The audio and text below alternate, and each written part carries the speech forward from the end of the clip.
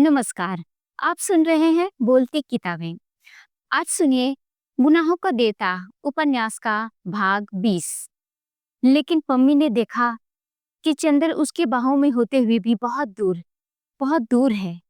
न जाने किन विचारों में उलझा हुआ है। वह उसे दूर चला जा रहा है, बहुत दूर।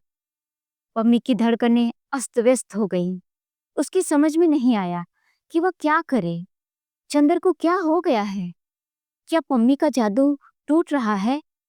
पम्मी ने अपनी पराजय से कुंठित होकर अपना हाथ हटा लिया और चुपचाप मुंह फेरकर उधर देखने लगी।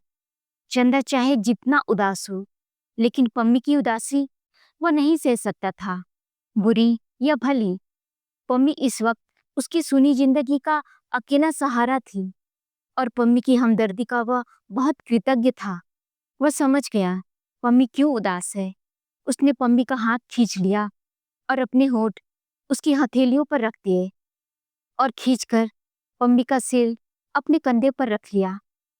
पुरुष के जीवन में एक क्षण आता है जब वासना, उसकी कमजोरी, उसकी प्यास, उसका नशा, उसका आवेश नहीं रह जाती। जब वासना उसकी हमदर्दी का, उसकी सांत्वना का साधन बन जाती है। जब वह नारी को इसलिए बाहों में नहीं समेटता कि उसकी बाहें प्यासी हैं, वह इसलिए उसे बाहों में समेट लेता है कि नारी अपना दुख भूल जाए। जिस वक्त वह नारी की सीपिया पलकों के नशे में नहीं, वरन उसकी आंखों के आंसू सुखाने के लिए उसकी पलकों पर होंठ रख देता है। जीवन के उस क्षण में पुरुष जिस नारी से सहानुभूति रखता है, उसके मन की पराजय को भुलाने के लिए वह नारी को बाहुपाश के नशे में बहला देना चाहता है। लेकिन इन बाहुपाशों में प्यास जरा भी नहीं होती, आग जरा भी नहीं होती। सिर्फ नारी को बहलावा देने का प्रयास मात्र होता है। इसमें कोई संदेह नहीं कि चंदर के मन पर छाया हुआ पम्मी के रूप का गुलाबी बादल उचटता जा रहा था, नशा उखड़ता जा रहा था। लेकिन चंदर पम्मी को दुखी नहीं करना चाहता था। वह भरसक पम्मी को भलाए रखना चाहता था। लेकिन उसके मन में कहीं न कहीं फिर अंतर्द्वंद का एक तूफान चलने लगा था।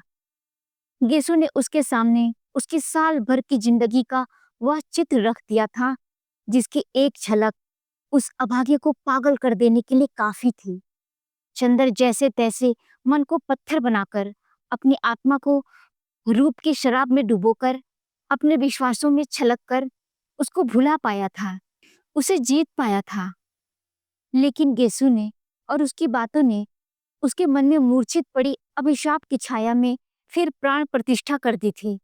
और आधी रात के सन्नाटे में फिर चंदर को सुनाई देता था कि उसके मन में कोई काली छाया बार बार सिसकने लगती है।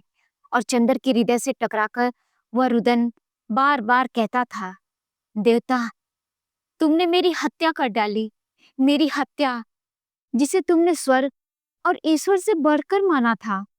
और चंदर इन आवाजों से घबरा उठता था।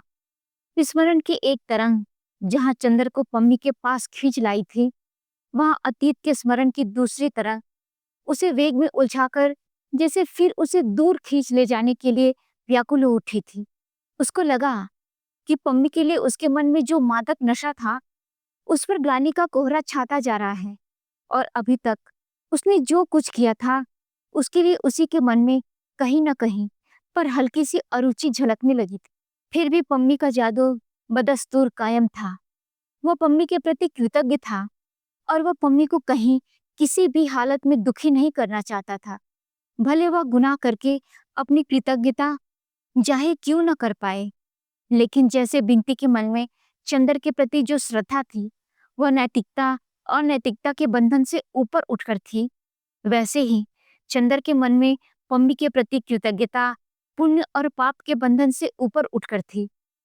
बिनती ने एक दिन चंदर से कहा था कि यदि वह चंदर को असंतुष्ट करती है, तो वह उसे इतना बड़ा गुनाह लगता है कि उसके सामने उसे किसी भी पाप पुण्य की परवाह नहीं होती है। उसी तरह चंदर सोचता था कि संभव है कि उसका और पम्मी का यह संबंध पापमय हो, लेकिन इस संबंध को तोड़कर पम्मी को असंतुष्ट और दुखी करना इतना बड़ा पाप होगा जो अक्षम्य है।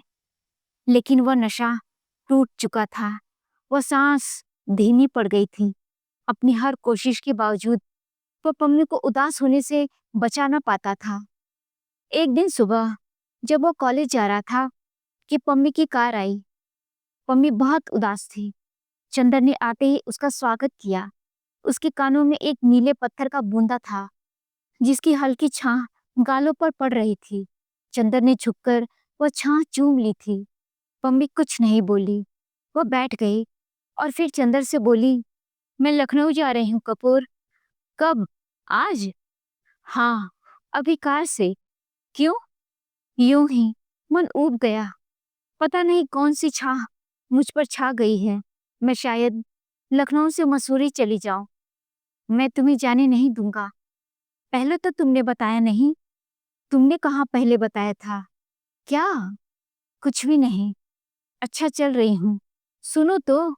नहीं, अब रोक नहीं सकते तुम। बहुत दूर जाना है चंदर। वह चल दी। फिर वह लौटी और जैसे युगों युगों की प्यास बुझा रही हो चंदर के गले में झूल गई और कस लिया चंदर को। 5 मिनट बाद सहसा वो अलग हो गई और फिर बिना कुछ बोले अपनी कार में बैठ गई। पम्मी, तुम्हें क्या हुआ है यह? कुछ नहीं कपूर। पम्मी कार स्टार्ट करते हुए बोली, मैं तुमसे जितनी दूर रहूं उतना ही अच्छा है। मेरे लिए भी, तुम्हारे लिए भी। तुम्हारे इन दिनों के व्यवहार ने मुझे बहुत कुछ सिखा दिया है। चंदर सिर से पैर तक ग्लानि से कुंठित हो उठा। सचमुच वो कितना अभागा है। वो किसी को भी संतुष्ट नहीं रख पाया। उसके जीवन में सुधा आई और पम्मी भी। एक को उसके पुण्य ने उसे छीन लिया, दूसरी को उसका गुनाह उसे छीने लिए जा रहा है। जाने उसके ग्रहों का मालिक कितना क्रूर खिलाड़ी है कि हर कदम पर उसकी राह उलट देता है। नहीं, वो पम्मी को नहीं खो सकता। उसने पम्मी का कॉलर पकड़ लिया। पम्मी, तुम्हें मेरी कसम है, बुरा मत मानो।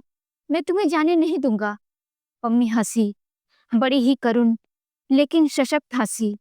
अपने कॉलर को धीमे से छुड़ाकर पम्मी चंदर की उंगलियों को कपोले से दबा दिया और फिर वक्ष के पास से एक लिफाफा निकालकर चंदर के हाथों में दे दिया और कार स्टार्ट कर दी।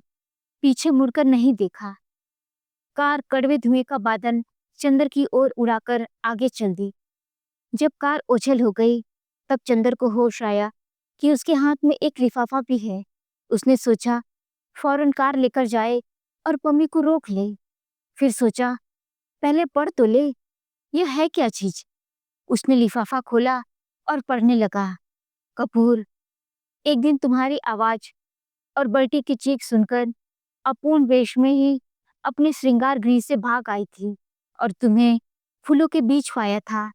आज तुम्हारी आवाज मेरे लिए मूक हो गई है और असंतोष की उदासी के कांटों के बीच मैं तुम्हें छोड़कर जा रही हूँ इसलिए अब तुम्हें मेरी जरूरत नहीं रही।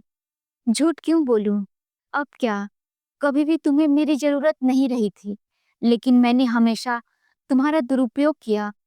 झूठ क्यों बोलूं? तुम मेरे पति से भी अधिक समीप रहे हो।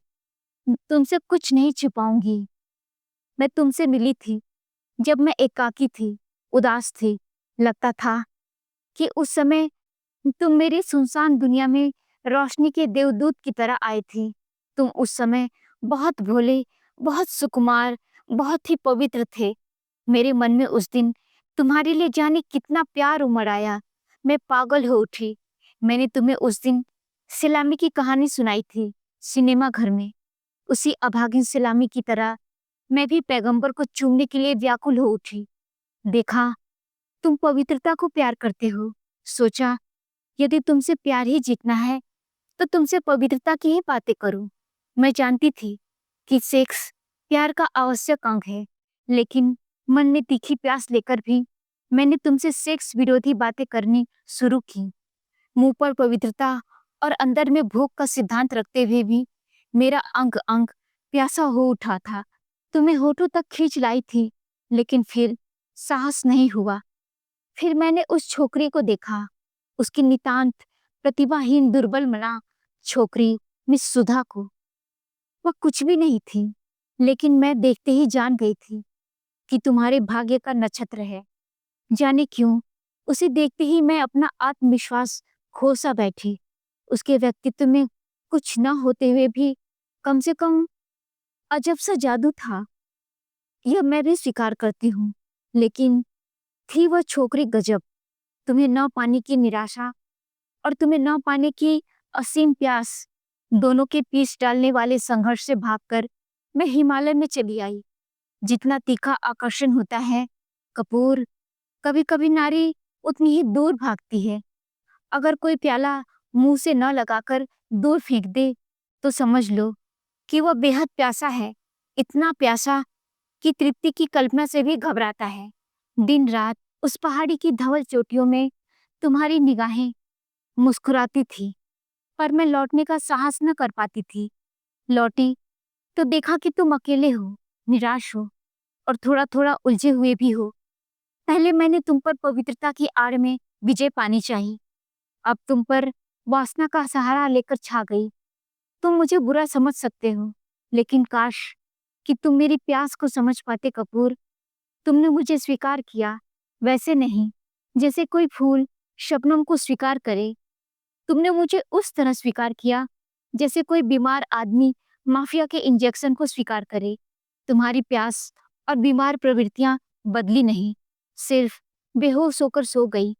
लेकिन कपूर, पता नहीं किसके स्पर्श से वे एकाएक बिखर गईं।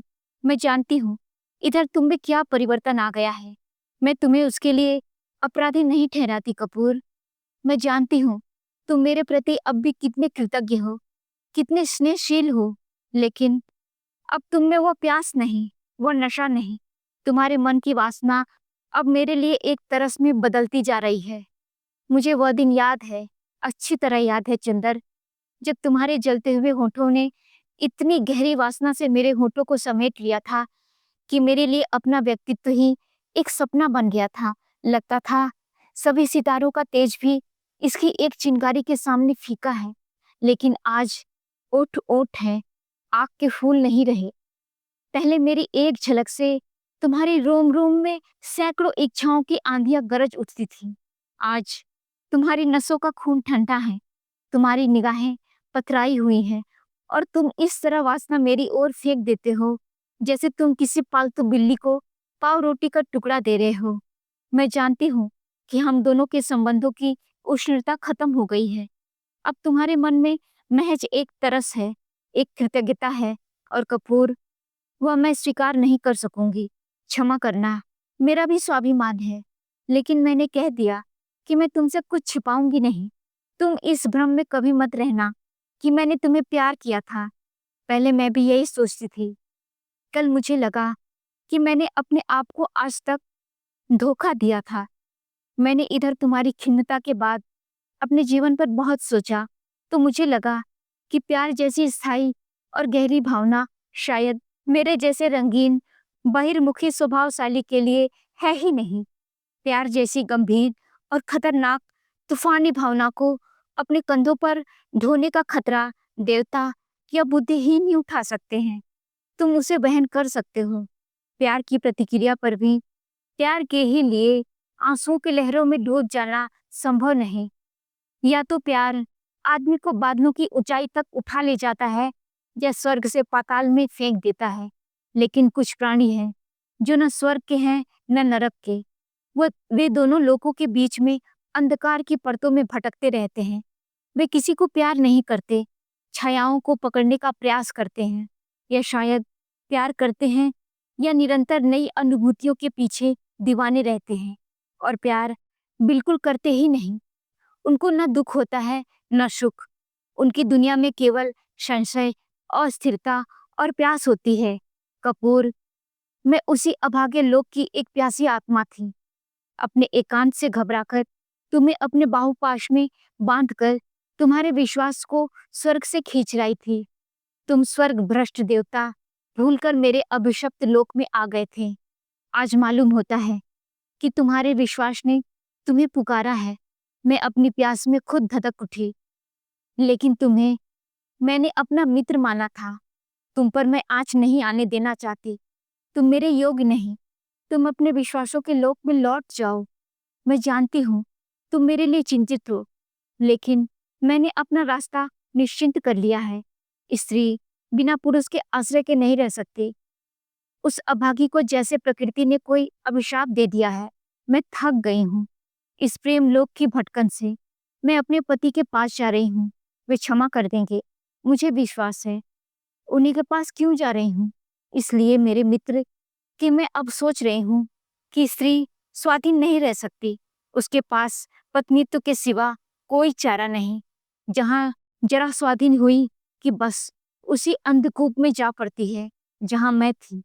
वो अपना शरीर खोकर भी तृप्ति नहीं पाती। फिर प्यार से तो मेरा विश्वास ही जैसे उठा जा रहा है। प्यार स्थायी नहीं होता। मैं ईसाई हूँ, पर सभी अनुभवों के बाद मुझे लगता है तो कि यहाँ प्रेम नहीं वरन धर्म और सामाजिक परिस्थितियों के आधार पर विवाह की रीति बहुत वैज्ञानिक और नारी के लिए सबसे लाभदायक है। उसमें नारी को थोड़ा बंधन चाहे क्यों न हो, लेकिन दायित्व रहता है, संतोष रहता है। वो अपने घर की रानी रहती है। काश कि तुम समझ पाते कि खुले आकाश में इधर उधर भटकने के बाद, तूफानों से लड़ने के बाद मैं कितनी आतुर हो उठी हूँ बंधनों के लिए और किसी सशक्त डाल पर बने हुए सुखद सुकोमल नीड़ में बसेरा लेने के लिए। जिस नीड़ को मैं इतनी दिनों पहले उजाड़ चुकी थी, आज वो फिर मुझे पुकार रहा है। हर नारी के जीवन में यह क्षण आता है और शायद इसीलिए हिंदू में प्रेम की बजाय विवाह को अधिक महत्व देते हैं। मैं तुम्हारे पास नहीं रुकी। मैं जानती थी कि हम दोनों के संबंध में प्रारंभ से इतनी विचित्रताएं थी कि हम दोनों का संबंध स्थायी नहीं रह सकता था। फिर जिन भी क्षणों में हम दोनों एक तूफान में फंस गए थे, वे क्षण मेरे लिए अमूल्य निधि रहेंगी। तुम बुरा न मानना, मैं तुमसे जरा भी नाराज नहीं हूँ। न मैं अपने आप को गुनाहगार मानती हूँ, न तुम्हें। फिर भी अगर तुम मेरी सलाह मान सको तो मान लेना। किसी अच्छी सी सीधी सादी हिंदू लड़की से अपना विवाह कर लेना। किसी बहुत बौद्धिक लड़की जो तुम्हें प्यार करने का दम भरती हो, उसके फंदे में न फंसना कपूर। मैं उम्र और अनुभव दोनों में तुमसे बड़ी हूँ। विवाह में भावना या आकर्षण अक्सर जहर बिखेर देता है। ब्याह करने के बाद एक आध महीने के लिए अपनी पत्नी सहित मेरे पास जरूर आना कपूर। मैं उसे देखकर संतोष पालूंगी जो हमारी सभ्यता ने हम अभागों से छीन लिया है। अभी मैं साल भर तक तुमसे नहीं मिलूंगी। मुझे तुमसे अब भी डर लगता है, लेकिन इस बीच में तुम बट्टी का ख्याल रखना। कभी कभी उसे देख लेना। रुपए की कमी तो उसे न होगी। बीबी भी उसे ऐसी मिल गई है जिसने उसे ठीक कर दिया है। उस अभागे भाई से अलग होते हुए मुझे कैसा लग रहा है यह तुम जानते अगर तुम बहन होते। अगला पत्र तुम्हें तभी लिखूंगी जब मेरे पति से मेरा समझौता हो जाएगा। नाराज तो नहीं हो? प्रमिला ड्रिकुज। चंदर पम्मी को लौटाने नहीं गया, कॉलेज भी नहीं गया। एक लंबा सा खत बिनती को लिखता रहा और इसकी प्रतिलिपि कर दोनों नत्थी कर भेज दिए और उसके बाद थक कर सो गया बिना खाना खाए। दोस्तों, आज की कहानी यहीं तक। आगे की कहानी सुनने के लिए थोड़ा इंतजार कीजिए। मिलते हैं अगले अंक में आगे की कहानी लेकर। तब तक के लिए सुनते रहिए बोलती किताबें। नमस्कार।